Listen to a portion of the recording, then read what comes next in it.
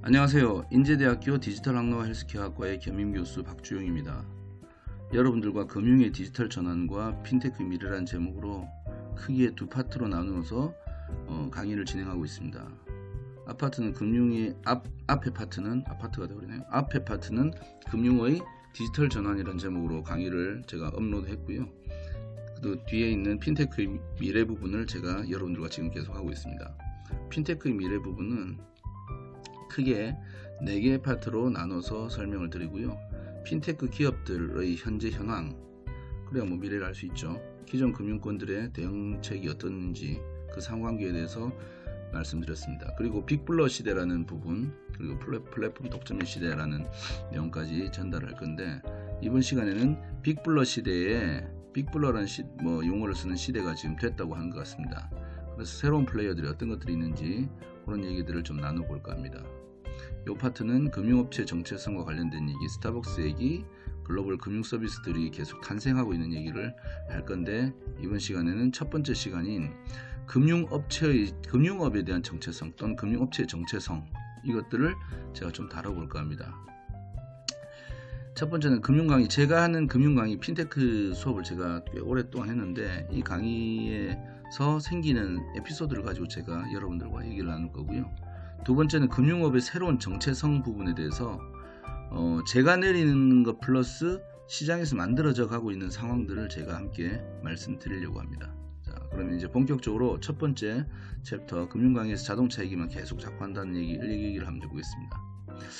제가 실제로 그 강의를 할 때 맨날 그런 건 아닌데, 그렇지 않을 때도 꽤 많은데, 제가 핀테크 강의를 이렇게 시작하면 초반 1시간 정도를 금융하고 크게 상관없어 보이는 우버라든지 그랩, 타다 이런 것들, 그리고 국내외 승차 공유 서비스 설명을 제가 꽤 많이 진행할 때가 많습니다. 여기 보시면 이것도 지금 제가 하는 것 중에 하나인데, 제법 흥미로운 소재라서 대부분들은 그냥 재밌게 듣고 계시는데, 몇몇 분의 표정에서 금융 강의하고 상관없는 그렇게 상관없어 보이는데, 저는 자동차 얘기들 승차 공유 얘기는 왜 자꾸 하고 있지 하는 생각에 그 표정을 짓는 분들이 제 눈에 또 일대일 때가 있어요.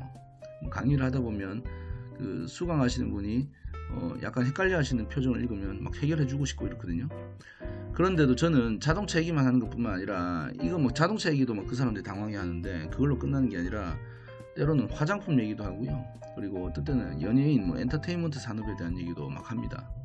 제가 왜 이런 어처구니 없는 쓸데없는 얘기를 하고 있는 것처럼 보이게 행동을 할까요? 강의의 초반 부분이 쓱 지나가고 나면 본격적으로 이제 핀테크 얘기를 하겠죠. 막 할 때 제가 갖고 있는 자료 중에 성공한 핀테크 기업 리스트를 쭉 이제 보여주면서 한 얘기가 있어요. 그때 제가 앞서 얘기했던 승차 공유 서비스로 분류되는 기업들이 여기 리스트에 포함되어 있는 것을 살짝 보여드립니다. 살짝이 아니죠. 딱 대놓고 보여드립니다. 그러면 우린 승차 공유 서비스를 한다고 알고 있던 이 기업들이 핀테크를 이미 하고 있는 거예요. 그리고 그냥 대충 하는 게 아니라 글로벌 탑 10에 드는 엄청난 성공한 금융업의 강자가 되어 있다는 걸 보여드립니다. 그러면 사람들이 공감하기 시작하는 거죠. 어떤 얘기인지. 여러분 지금 듣고 계신 여러분도 어느 정도 이해하실 수 있다고 봅니다. 그 외에도 제가 설명하는 다양한 분야의 여러 회사들이 이미 금융 서비스를 준비하고 있거나 결국은 금융업을 하게 될 것이라는 그런 근거들도 속속 나오게 되고, 그걸 제가 좀 풀어서 해석을 해드립니다. 제가 굳이 이렇게까지 얘기하면서 이렇게 둘러가면서 하는 얘기에 그런 의도가 뭘까요? 제가 전하고 싶은 주제가 뭘 같습니까? 핀테크라고 하는 불리기도 하는 이 새로운 금융을 이해하기 위해서 첫 번째 해야 될 준비는, 제 생각에는, 제 판단에는 금융업을 금융 분야에서만 한정지어서 생각하는 것에서 탈피하는 겁니다. 그들만의 리그란 말이 있죠. 이게 예전에 80년대인가 80년대 했던 것 같네요. 그때 미국에서 나온 어떤 여자들 프로야구단의 영화였는데, 영화 제목을 이제 한국식으로 바꾼 거죠. 근데 이 말이 참 많이 쓰여요. 그들만의 리그. 한때는 금융업은 정말 그들만의 리그를 누릴 수 있었습니다. 제가 누린다는 건 뭐냐면 내 밥그릇에 손댄 사람이 거의 없던 거죠. 같은 업종에서만 그냥 하는 거죠. 그러나 핀테크라는 이런 혁신의 단어가 나오면서 그런 시대는 이제 막을 내린 것이라고 저는 지금 생각합니다. 여러분들도 아마 그렇게 생각할지 모르겠습니다.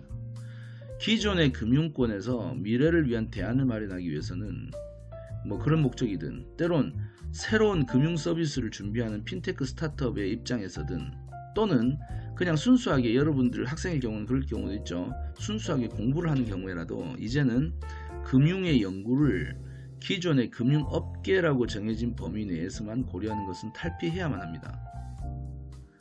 유통, 의료, 여행, 통신, 요식업 등 이외에도 수많은 무수한 다양한 비즈니스 분야들, 그리고 얼마 전까지는 금융업과의 연관성들도 고민도 해본 적 없는 어떤 새로운 분야들의 플레이어들이 금융업계 강자가 되어가는 것을 우리는 적잖이 보고 있습니다. 꽤 많이 보죠. 특히 해외 글로벌 사례를 보면 진짜 너무 넘쳐납니다.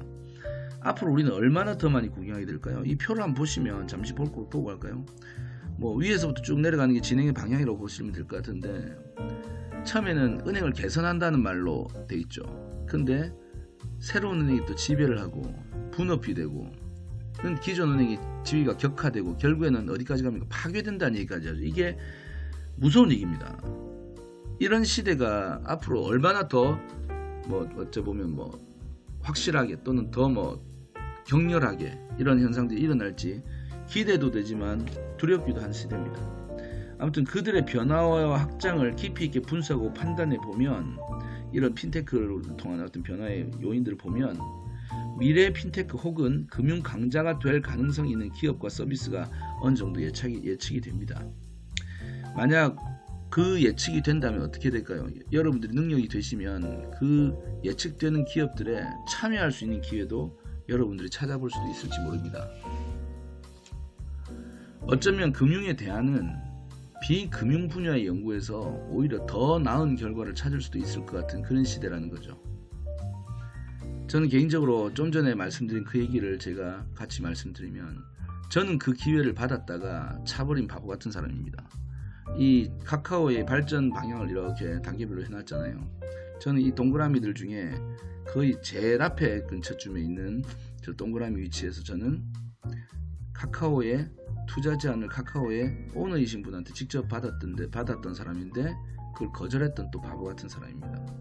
저 같은 실수를 하지 않으시려면 여러분들은 제대로 공부를 미리 좀 해놓으면 그 기회를 알아볼 수 있는 그런 눈이 생기겠죠. 금융업의 새로운 정체성에 대해서 이제 정리를 한번 해보겠습니다. 자금을 융통하는 영업, 은행업, 신탁업, 증권업, 보험업 따위가 이에 해당한다 라고 되어 있어요. 뭐에 대한 뜻인 것 같습니까? 이게 바로 금융업의 사전적인 정의를 읽어드린 겁니다. 일반적으로 금융에 대한 정의나 정체성에 대한 이해를 어떻게 하고 있을까요? 특별히 관련 학과를 전공한 사람이 아니면 대부분 금융이나 금융업에 대한 이해를 제가 좀 전에 지금 보여드리는 이 사전적 내용처럼 자금 혹은 돈을 움직이는 관련 업종 정도로만 이해하고 있을 수 있습니다. 제가 우연히 본 어떤 방송을 한번 말씀드릴까요? 이거는 좀 블루베리라고 하는, 지금은 안 하는 것 같은데 한때 제가 굉장히 재밌게 봤던 케이블 방송에서 하는 방송 프로인데, 경제봉 방송이라고 생각하시면 됩니다. 여기 꽤 유명하신 그 방송 기자들 중에서도 경제 쪽의 전문 기자들이 많이 나오셔서 재미난 얘기 그리고 배울 만한 얘기를 많이 해주셨는데, 그 중에서 제가 좀 개인적으로 좀 호감을 갖고 있는 어떤 그 기자분이, 경제 전문 기자분이 굉장한 멘트를 한번 치죠. 그분이 뭐라고 하시냐면, 거의 100년 동안 그 구조가 바뀌지 않고 있어요. 사실은 바꾸지 않고 있는 거죠. 이게 이 사람이 바꾸지 않는다고 하면 이 기자님이 얘기하신 오랜 시간 바꾸지도 못했고, 아니면 혹은 아예 바꾸려고 생각도 안 했던 거죠. 일부러 안 바꾼, 그게 바로 대상이 뭐냐면 금융이라는 겁니다. 사전의 내용으로 너무나 짧게 표현된 금융업의 정의는 100년 전에는 어땠을지 모르겠지만 2020년을 넘어가는 시점에서는 내용이 너무나 부족하지 않나 하는 생각이 너무 많이 듭니다. 특히 제가 핀테크 강의를 하면서 더더욱 많이 들죠. 분명히 어느 시대까지는 자금 융통과 관련한 업종으로 정의를 내릴 수도 있었겠지만, 핀테크의 시대에는 금융업의 새로운 정체성을 정립할 필요가 있을 것 같습니다. 자금을 융통하기 위한 은행, 신탁, 보험, 증권 등의 업종 외에도 이런 업종들이 연계할 수 있는 플랫폼 관련 업, 타 플랫폼에서 금융의 기능을 활용하도록 연결하는 솔루션 제공업들이 모두 다 금융업의 중요한 요소가 되는 시대가 이제 된 거죠. 2000년도를 전후해가지고 새로운 인터넷 시대 또 온라인 시대가 열리면서 전에 없었던 소비와 생활의 장소가 또 새롭게 열렸죠. 바로 웹이라는 세상입니다. 당시 상황을 직접 경험하셨던 분이라면 기억하실 수도 있는데 이제 젊은 학생들이라면 아직 20대 초반의 학생들이라면 기억 못할 수도 있는데 초기 인터넷 시장에서는 사람들에게 물건을 판매하고 판매 대금을 받는 과정이 굉장히 녹록지 않았습니다. 고객들이 생소한 온라인 결제 과정에 대한 불편함도 느꼈고요.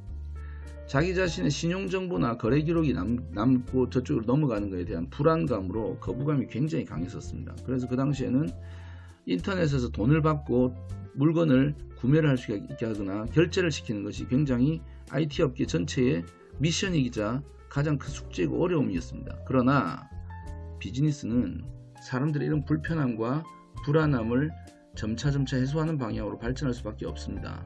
그래서 그리 오랜 시간이 지나지 않아서 다양한 안전장치도 생기고 오프라인보다 월등한 편리함을 무기를 만들어서 고객 심리의 보호막을 거두기 시작했고 그게 완전히 본격적으로 이제 온라인 결제 시장이 열리게 된 거죠. 그러면서 대단한 성공적인 비즈니스가 많이 생겨났는데 그 중에 대표적으로 페이팔 같은 회사가 있죠. 페이팔 같은 글로벌 브랜드가 전 세계, 한국은 진짜 안 씁니다. 한국 시장은 좀 특이해가지고 페이팔을 정말 안 쓰는 나라인데 한국을 제외한 수많은 괜찮은 산업 현황을 갖고 있는 경제 현황을 갖고 있는 나라에서 많이들 씁니다.